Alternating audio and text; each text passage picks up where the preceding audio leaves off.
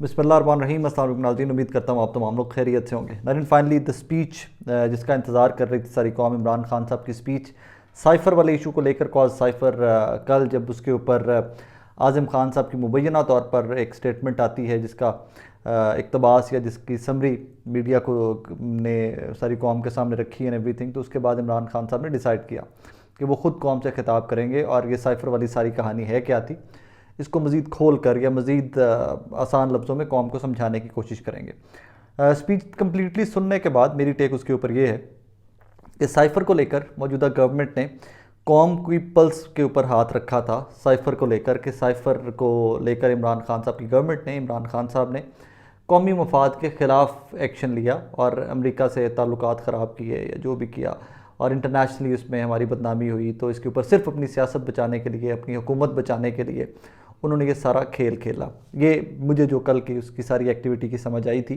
कि इसी एक्टिविटी को जिसके ऊपर उनको लगता है बज़ाहिर कि कौम इमरान खान के साथ एंटी अमेरिकन स्टांस के ऊपर खड़ी हुई है, विच इज़ रॉन्ग। ये परसेप्शन ही गलत है पीडीएम की कि कौम इमरान खान के साथ इसलिए नहीं खड़ी हुई थी कि एंटी अमेरिकन स्टांस लिया था उन्होंने। एंटी अमेरिकन स्टांस तो फजलुर रहमान साहब भी लेते आए हैं, एंटी अमेरिकन स्टांस तो JUIF भी लेती आई है, एंटी अमेरिकन स्टांस तो जमात इस्लामी भी लेते आई है।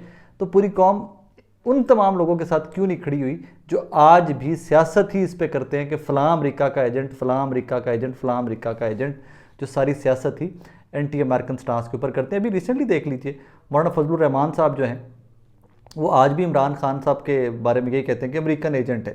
तो फिर कौम अगर एंटी अमेरिकन सेंटीमेंट पे ही खड़ी होती तो फिर ये सारी कौम फजलुर रहमान साहब के साथ क्यों नहीं खड़ी हुई? इट्स सिंपल सा आंसर है, इसमें कोई 2+2 वाली सिचुएशन है, इसमें कोई बहुत ज़्यादा ब्रेन नहीं चाहिए इसके लिए। लेकिन ये जो मैंने कल कहा था एक चीज़ कि ये वाली जो सारी मूव है ये उल्टी पड़ेगी। People should be thankful. मेरी परसेप्शन ये है कि इमरान खान साहब ने साइफ़र के ऊपर उतनी खुल के बात आज भी नहीं की है।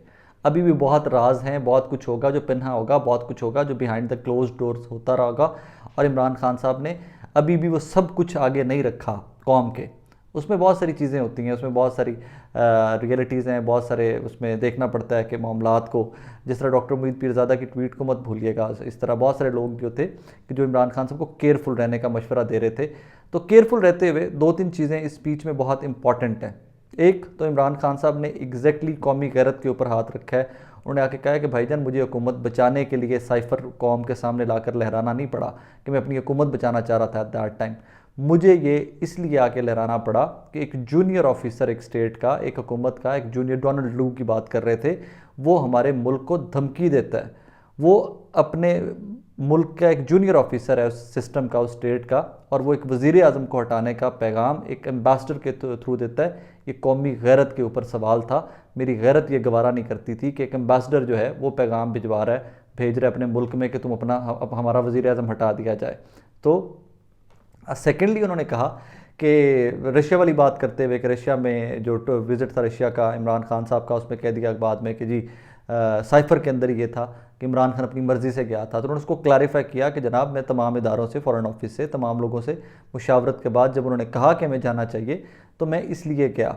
और बाद में जब हम वहाँ पर डील करके आ गए तेल की, और वहाँ पर हमारा वीट का, गंदम की डील हो गई, वापस आते हैं तो जनाब जनरल बाजवा मुझे कहते हैं कि जनाब आप मजम्मत करें यूक्रेन वाले मामले में सारे में रशिया की।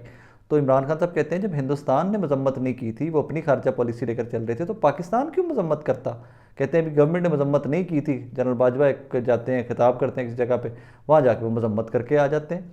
सो इस तरह की कंट्रोवर्सीज थी इस सारे स्पीच के अंदर। नाज़रीन, एक पॉइंट बड़ा थॉट प्रोवोकिंग और मेरे लिए बड़ा शर्मिंदगी का बायस था। वो पॉइंट था जो इमरान खान साहब कह रहे हैं अपनी स्पीच के अंदर के, जनरल बाजवा कहते थे कि everything is all right and we are with you and everything. तो मुझे किसी ने बताया कि हमारे MNAs ने बताया कि लाहौर वाला बंदा जो है उनका, ऑब्वियसली आई थिंक वो लाहौर में जो स्टेशन कमांडर होंगे गालिबन उनकी बात कर रहे होंगे, या कोर कमांडर या किसी की भी बात कर रहे होंगे। तो उन्होंने हमारे MNAs को कहना स्टार्ट कर दिया कि हमने हाथ उठा लिया। और उसके बाद इमरान खान कहते हैं कि मैं जनरल बाजवा के पास गया। मेरे लिए ये 2 चीज़ें बहुत शर्मिंदगी का बायस थी कि एक ऑफिसर इलेक्टेड लोगों को कहता है कि जनाब हमने फ़लाँ वज़ीर आज़म या फ़लाँ सियासी जमात से हाथ उठा लिया है, और वज़ीर आज़म को चल के आर्मी चीफ के पास जाना पड़ता है इस सवाल पूछने के लिए कि क्या वाकई आपने मेरे से हाथ उठा लिया। मेरे लिए ये डेमोक्रेसी के अंदर, जमहूरियत के अंदर ये शर्मिंदगी का मकाम है कि वो लोग जो लोगों के लाखों वोट लेकर इलेक्ट होते हैं वो आंसरेबल अपनी सियासी जमातों को, अपने वोटर्स को, कौम को नहीं, ऑफिसर्स को आंसरेबल है इस कौम के अंदर। This is very sad situation. Democracy के अंदर ये बहुत अफसोस का मकाम है। बाकी उन्होंने वही डिमांड की कि जी इंक्वायरी की जानी चाहिए इसकी। इसके अंदर आपको बहुत सारे किरदार जो पिन्हा हैं वो सामने आ जाएंगे। उनको ये लगता है कि उन्होंने जो इसमें क्लेम किया वो ये किया कि जरदारी साहब भी इन्वॉल्व थे, शहबाज शरीफ साहब भी इन्वॉल्व थे, बाजवा साहब भी इन्वॉल्व थे, और फिर उन्होंने वो बाजवा साहब के ससुर का घर जो है वहाँ पर जो मीटिंग्स होती रही माजी में हमने सुनते आए हैं, बहुत सारे सहाफ़ी इसके बारे में बात करते रहे, तो उसके बारे में भी जिक्र किया कि शहबाज शरीफ साहब की वहाँ पर सीक्रेट मीटिंग्स होती रही हैं एट दैट टाइम, इन सियासतदानों की सबकी मीटिंग्स होती रही हैं और मुझे पता ही नहीं था कि मेरे ख़िलाफ़ क्या हो रहा है। अब यहाँ पर कहानी ये है कि इसमें ज़रा इसको पाकिस्तानी होते ज़रा सिस्टम को समझिए, अपने सिस्टम को, कि एक वज़ीर आज़म जो है उसके नॉलेज में भी नहीं है कि उसकी गवर्नमेंट गिराई जा रही है, उसको कुछ पता नहीं है। वो कहते हैं मेरे सारे जो इवन राजा रियाज साहब जो है हमारे मौजूदा अपोजिशन लीडर जो हैं वो भी अमेरिकन एम्बेसी में जाकर अमेरिकन से मिलते रहे।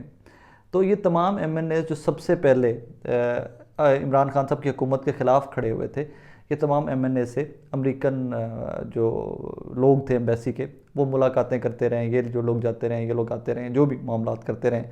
और इसके ऊपर उन्होंने अरशद शरीफ साहब के शो का भी, अरशद शरीफ शहीद के शो का भी रेफरेंस दिया कि उन्होंने बताया कि कौन कौन बंदा किस किस डेट पे अमेरिकन एम्बेसी गया, किस किस से मुलाकात करके आया है। इसमें सारी आज की तकरीर के अंदर कोई I would be very honest कोई नई बात नहीं थी, कुछ जो हमें पहले से नहीं पता वो नहीं था, लेकिन एग्जैक्ट पल्स इमरान खान साहब ने पकड़ी है। He is a smart politician. Exact pulse उसके ऊपर हाथ रखा है कि जिसके ऊपर हिट किया गया था उनके वोट बैंक को, कि जी कौम को ये बताया गया कि उन्होंने तुमसे फ्रॉड किया है इसको साइफर को लेकर। तो उन्होंने एग्जैक्टली उसी पल्स को वापस पकड़ा है कि जनाब मैंने फ्रॉड नहीं किया, मैंने तुम लोगों की कौमी गैरत जगाई थी कि एक स्टेट का जूनियर ऑफिसर तुम्हारे मुल्क को, तुम्हारी रियासत को धमकी देता है कि अपने वज़ीर आज़म को उठाकर बाहर निकालो, तब्दील करो, वरना तुम्हारे साथ ठीक नहीं होगा। सो इमरान खान साहब ने एग्जैक्ट उस पल्स को पकड़ा है, कौमी गैरत को पकड़ा है, और उस पल्स के ऊपर बिल्कुल ठीक उन्होंने हिट किया है दैट पल्स। पॉलिटिकली बात कर रहा हूँ।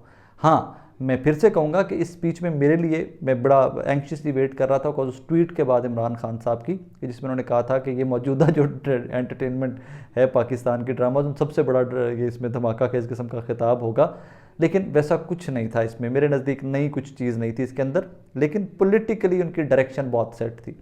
पॉलिटिकली उन्होंने डायरेक्शन जो पकड़ी है वो बिल्कुल ठीक डायरेक्शन पकड़ी है कि अपने वोटर को, अपनी कौम को, जो लोग उनसे अटैच्ड हैं, उनको अपनी तरफ राग़िब रखने के लिए, अपनी ज़ात से, अपनी सियासी जमात से, अपने मंशूर से, अपनी पार्टी से जोड़े रखने के लिए ये परफेक्ट टाइम्ड स्पीच थी। बहुत ख़तरनाक स्पीच नहीं थी कि जिसमें उन्होंने कोई बहुत बड़े राज अफशा कर दिए हैं इस तरह के। Obviously is ex prime minister of Pakistan, तो उनके दिल में, सीने में राज तो बहुत ज़्यादा होंगे, तो उन्होंने कोई भी इस तरह के राज अफशा नहीं कर दिए बहुत ज़्यादा कि जिसके ऊपर आकर कहा जाए कि वो एक थ्रेट बन गए हैं, वो सिक्योरिटी थ्रेट हैं, स्टेट के लिए सिक्योरिटी थ्रेट हैं। सो विच इज़ गुड, मेरे नज़दीक विच इज़ गुड के सेन टाइम, जिस तरह के जब टाइम क्रूशल हो तो तब आपको सेन स्टेप्स, बहुत सोच समझ कर स्टेप्स लेने चाहिए। And at this time I personally think his advisers are some smart people. वो एग्जैक्ट उस पल्स के ऊपर, एग्जैक्ट उस राह के ऊपर लेकर चले हैं इस तकरीर में इमरान खान साहब को, कि जिसके ऊपर आप कौम से मुखातिब भी हैं। आपने अपना बयानिया भी उनके सामने रख दिया कि भाईजान मैं सियासत नहीं बचा रहा था, मैं गवर्नमेंट नहीं बचा रहा था, मैं अपनी वजारत उज़्मा नहीं बचा रहा था, मैं तुम 23 करोड़ लोगों को जब धमकी दी गई एक अंडर सेक्रेटरी की जानिब से, एक स्टेट के जूनियर ऑफिसर की जानिब से, तो मुझे शर्मिंदगी हुई, मेरी कौमी गैरत ने उसको बर्दाश्त नहीं किया। बहरहाल नथिंग न्यू, बट तीर वहाँ पे मार दिया गया जहाँ पर लगना चाहिए था। अपना ख्याल रखिएगा, दुआ में याद रखिएगा। अल्लाह हाफिज़।